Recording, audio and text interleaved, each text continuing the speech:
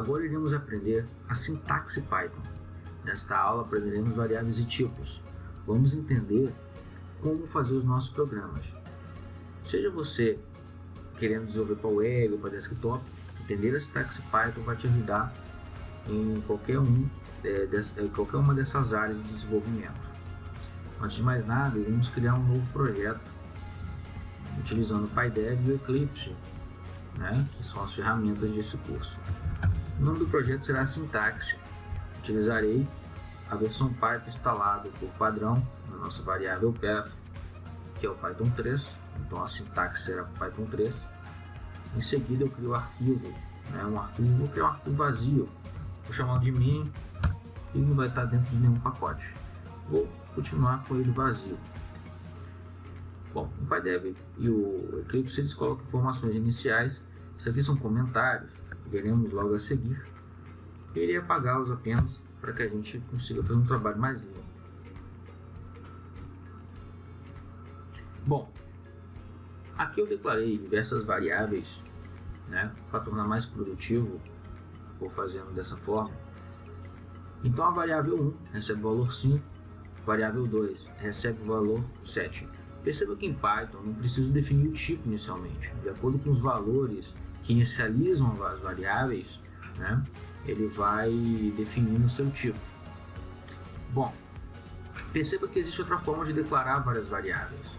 Eu passo um conjunto de nomes de variáveis separados por vírgula e logo o seu conjunto de valores. Logo, o primeiro valor será atribuído à primeira variável, o segundo à segunda variável e assim sucessivamente. Aqui eu faço alguma soma entre esses valores.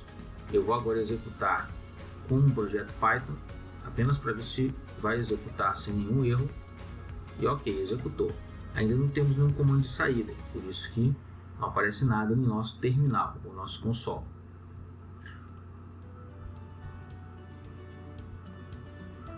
Perceba agora de antemão que eu criei uma variável 5. Ela já deu erro aqui porque o próprio Eclipse nos ajuda a depurar esse tipo de coisa.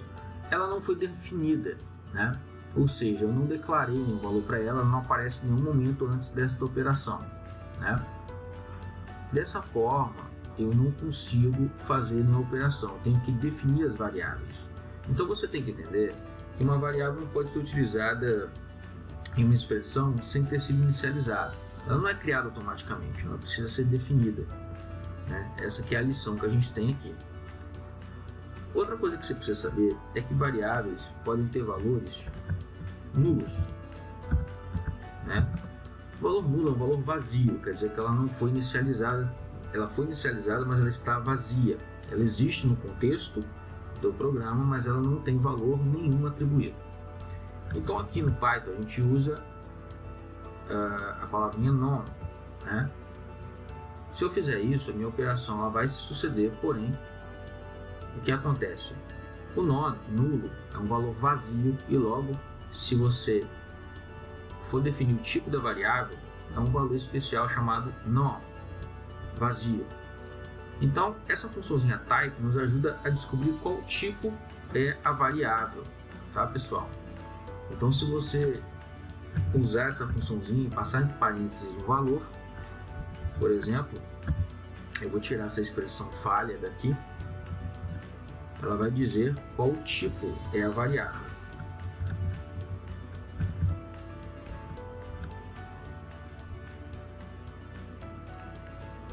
Bom, para que a gente faça isso, a gente tem que expressar uma saída, as funções funcionarem.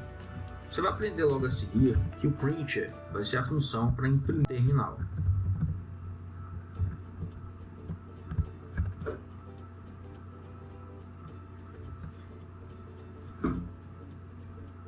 E lá está. Então o valor 4 é do tipo inteiro e o valor 5 é do tipo non-type. Ou seja, para você fazer aqui a soma, você não poderia somar com o valor com o var5. Então, para que declarar uma variável nula, uma variável sem nosso valor para fazer o nosso cálculo? Isso é para ter a definição da variável. Caso ela surja posteriormente, logo à frente no código, ela já foi definida, ela já pode ser utilizada. Isso vai ficar mais claro à medida que você evoluir as suas técnicas de programação. O Python trabalha com diversos tipos. Veja que eu modifiquei a variável 2 e ao executar, olha só o que o type nos apresenta. Então eu tenho vários tipos. Float, que é números que tem casas decimais, né, depois da vírgula, ou número de ponto flutuante, muito falado na linguagem de programação. Temos o tipo str ou string, que é texto. E temos diversos outros tipos que eu vou passar numa lista para você. Então o Python ele pode trabalhar com tipos de ponto flutuante, valores inteiros, textos, caracteres. Ele pode ter dicionários de dados, que é o dict. Pode ter também diversos outros tipos, como listas, tuplas, né, valores booleanos, que é verdadeiro ou falso, e conjuntos, como set e o frozen set. São vários tipos, mas para essa aula vamos aprender um pouco algumas operações de número que talvez seja muito importante que você aprenda para fazer operações iniciais. Como, por exemplo, com certeza você deve ter entendido que é para você fazer soma, subtração, a multiplicação aqui é o asterisco, né? E a divisão de inteiros é o barra. Mas você pode também utilizar operações para obter o resto de divisão, como é o caso do módulo, né? E também tirar a potência de um número. Por exemplo, quanto é 2 elevado a 2? Né? Eu poderia fazer da seguinte forma aqui na expressão.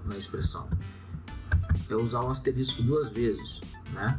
Isso aqui seria a potência.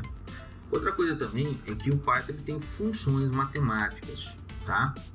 Como, por exemplo, o uso do máximo e mínimos, né? Por exemplo, a gente tem um conjunto de valor,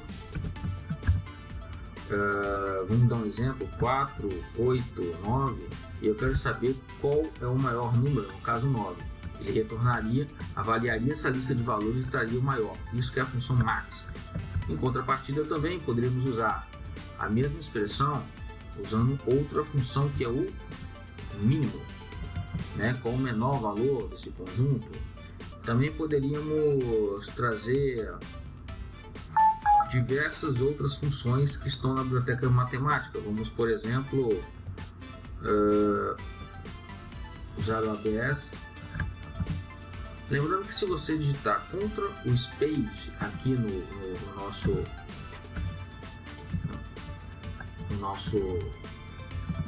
Eclipse, ele traz essa caixa de contexto que dá aqui, né, o autocomplete, mas também traz informações sobre como usar aquela função. Por exemplo, retorna o valor absoluto do argumento.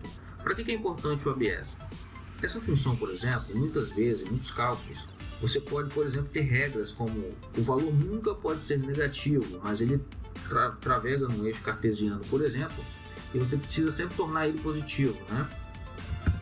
Então, por exemplo, se for menos 1, ele vai transformar em 1. Se fosse menos 10, ia ser 10. Sempre um valor acima de 0. É isso que essa função faz. Como essas três funçõezinhas, existem várias outras, tá? Que você pode ficar sossegado. Você pode usar o print para poder ver o resultado dessas expressões, né?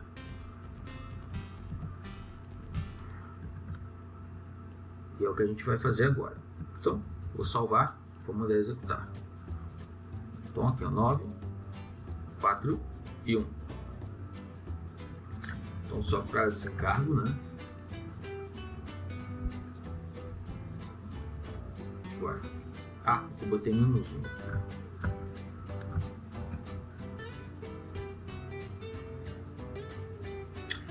Ok, então isso aqui, para encerrar a sintaxe básica, a gente vai falar um pouco sobre strings, tá, pessoal?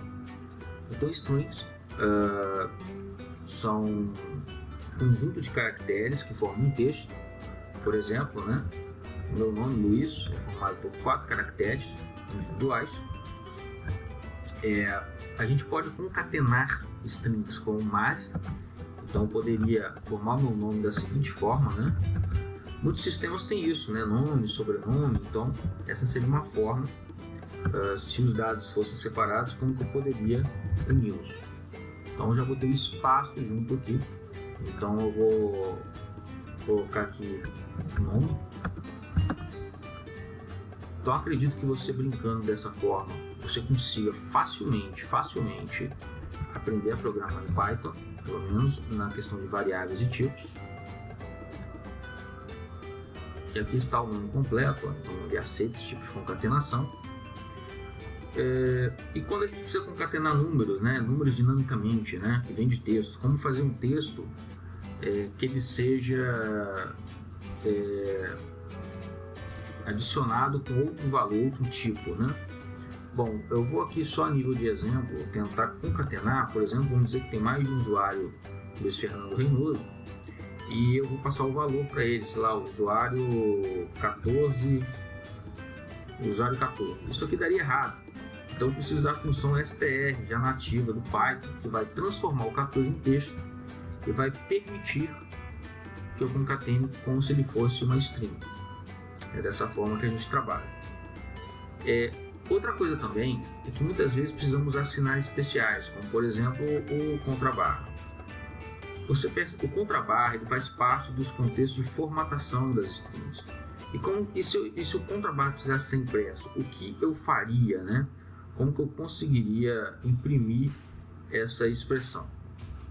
Bom, eu botaria outro contrabarra. E dessa forma o contrabarra faria parte. Então o contrabarra me permite imprimir vários caracteres.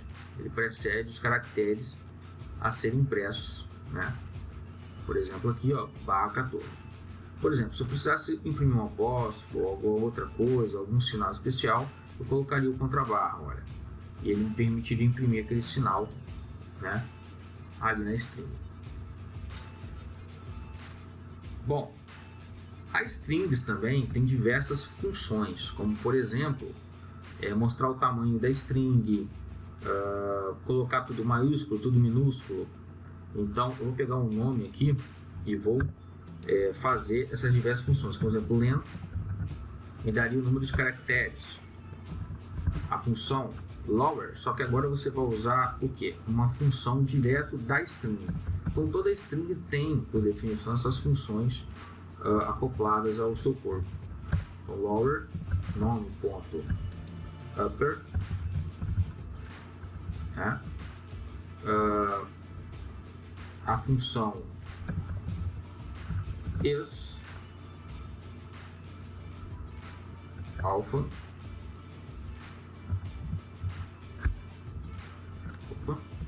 eu bati o dedo aqui em algum lugar, is alpha.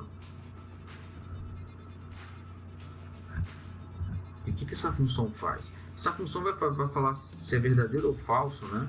Então ele vai dizer que é falso, vai dizer que a string contém caractere que não seja letra, no caso a gente colocou apóstrofo, né? E qual a maneira de testar isso? Bom, como você já sabe, né? Você pode usar essas funções aqui no string, né? Então você pode ficar à vontade aí para testar tudo. Eu vou testar essas duas.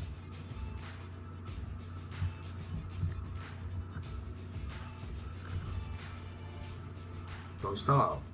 24, 1, 2, 3, 4, 5, 6, 7, 8, 9, 10, 11, 12, 13, 14, 15, 16, 17, 18, 19, 20, né? 21, 22, né? 23, 24 com os espaços. Então, com os espaços. Então, it's alpha retornou falso porque a gente usa o barra aqui. Deixa eu retirar, né? E olha só, vai continuar falso porque ainda tem a string. A gente vai aqui brincando, né? Apenas para aprender. Ó. Continua falso. Estranhamente continua falso.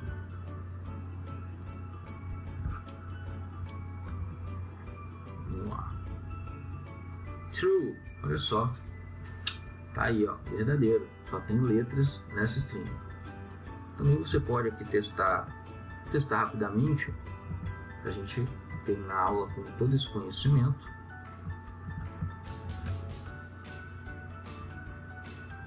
Tá lá, ó. Upper, acabei copiando mesmo, lower.